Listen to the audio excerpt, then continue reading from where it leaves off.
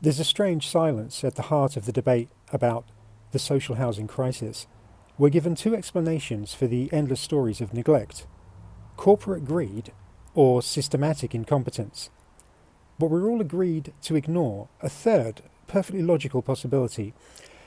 We know that some trade unions and their allies have a clear ideological goal to prove that the current quasi-commercial housing association model is a failure, and that the only solution is a return to full council control.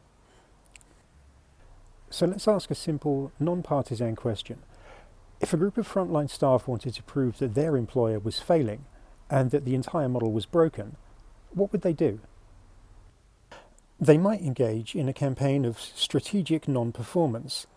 This would ensure that their repairs are not completed on the first visit, and they would create a record of constant, inexplicable delays. They'd make sure that communication between departments breaks down. They'd log jobs with vague, unhelpful descriptions. In short, they'd take and create a perfect documented picture of a chaotic and incompetent system, a system that's clearly failing its tenants. Now, what's the most common complaint we hear from tenants across the country? Constant, inexplicable delays, multiple visits for a single repair, broken communication, vague and unhelpful job logs. Isn't that quite the coincidence? That this is not an accusation, it's a simple question of motive and evidence. When the symptoms of the crisis are a perfect one-to-one match for the known tactics of an industrial protest, and the people carrying out those actions have a stated ideological motive, it would be an act of profound intellectual dishonesty not to at least ask the question. We're held back from asking this obvious and unavoidable question, but we're held by the frontline staff taboo. This obvious and unavoidable question, customers because of the frontline staff taboo, that they and the frontline staff are on the same side and share the same objectives. Day to day, the effect is nothing more than this. Customers have to treat staff with respect, and staff treat customers pretty much in any way they like. There is a proposal being debated right now that some say could be a solution to the housing crisis: a single powerful national union for tenants.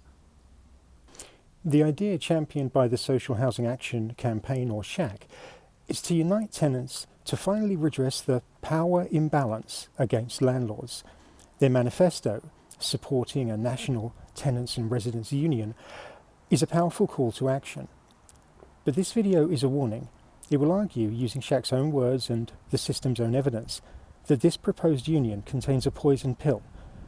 It's a solution that's structurally incapable of addressing the single most important source of tenant harm: the fraudulent record. Let's be clear about the real problem. The most valuable evidence in any housing dispute is the tenant's direct eyewitness testimony of frontline corruption. We know this corruption is not a theory. The Housing Ombudsman's 2021 mould report confirmed a systematic protocol where landlords blamed the issue of condensation on the tenant unless the damp has reached the water stain stage. That's a direct quote. This is a confession of widespread fraudulent records keeping carried out by frontline staff.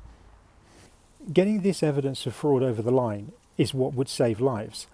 It's the only thing that can force real accountability, and any genuine tenant union would be obsessed with this type of evidence.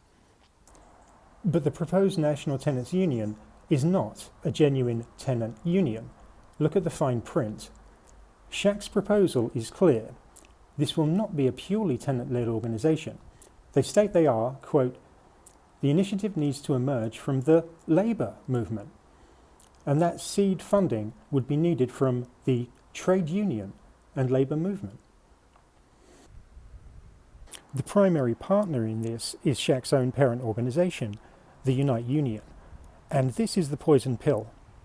Unite's Housing Workers branch represents the very housing workers, the surveyors, the inspectors, the functionaries, who the Ombudsman's report has already proven are the ones carrying out the systematic day-to-day work of creating the fraudulent records.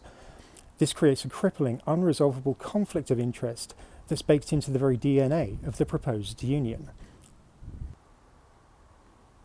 How can a union, whose ultimate loyalty must be to both the tenant paying membership fees and the housing worker paying union dues, ever take the side of the tenant when the tenant complaint is that housing worker, your other member, faked the safety report? It can't. The conflict is absolute. And we don't have to guess how SHAC and Unite would resolve this conflict. We can see it in their existing strategy. If you look at SHAC's existing campaigns, they're relentlessly focused on fat cat CEOs. Their own annual report details protests against chief executive salaries. This is their safe, sanctioned narrative. It's a brilliant misdirection. It reinforces the Frontline Taboo. It creates a system where the tenant's most powerful evidence, the direct testimony of frontline fraud, is a dangerous truth that the tenants' union is structurally incapable of hearing. The final proof of this pathology comes from within the union itself.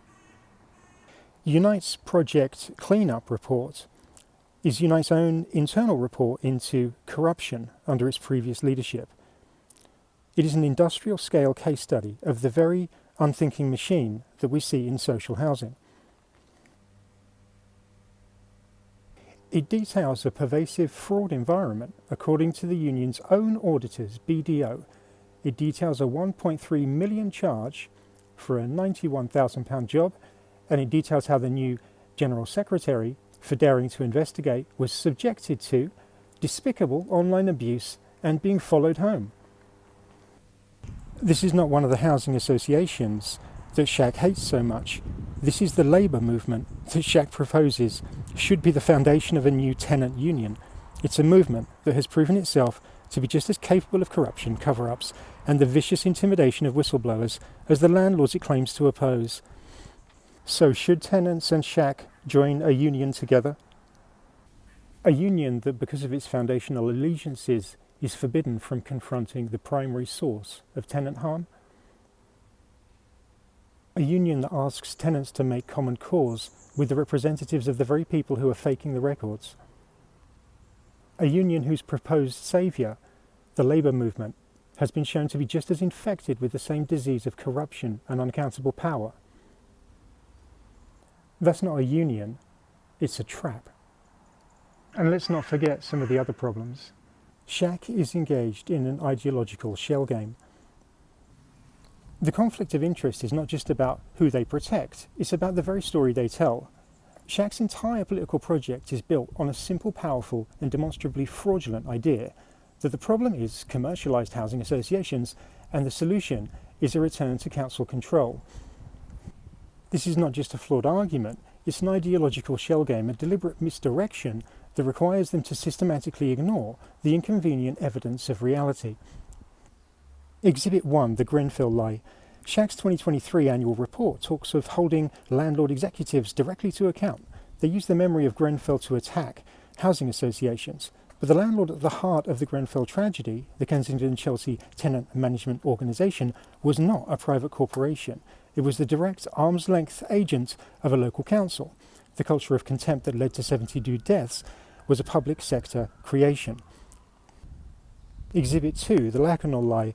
The other great fire tragedy that preceded Grenfell was the Lacanau House fire in 2009. This fire killed 6 people. The landlord found to have failed its residents was not a ruthless housing association, it was Southwark Council.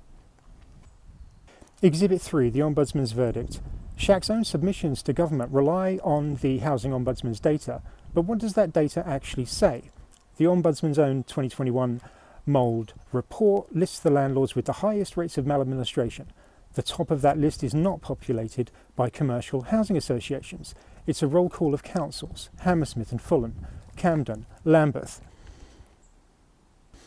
Even SHAC, in moments of candour, is forced to admit their own central narrative is a lie. In a July 2024 survey on their own website regarding antisocial behaviour, they were forced to conclude that council and private landlords are equally lacking. At a mission of parity, that is completely absent from their public-facing protests. So what's going on here? This is a political campaign masquerading as a tenant movement. It's a group so committed to its ideological fantasy that the state is good and the market is evil that it's willing to deliberately ignore a body count to protect its narrative. Their argument that local councils are a better alternative holds about as much weight as your last safety inspection from the local council. Just like the tenants' real-world evidence of frontline fraud is erased because it's inconvenient, the real-world evidence of council failure is erased by SHAC because it's ideologically inconvenient.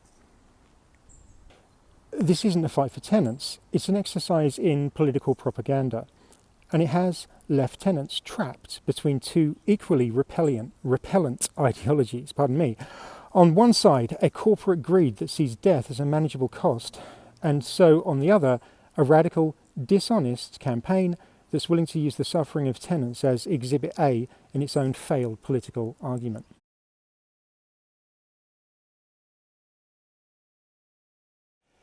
This proposed union is a final move by the social housing machine to absorb its opposition, a proposal to bring the tenants inside the very tent where their evidence will be permanently buried. Getting the truth about fraudulent records over the line is what will save lives. But that will never happen while this union is in the room.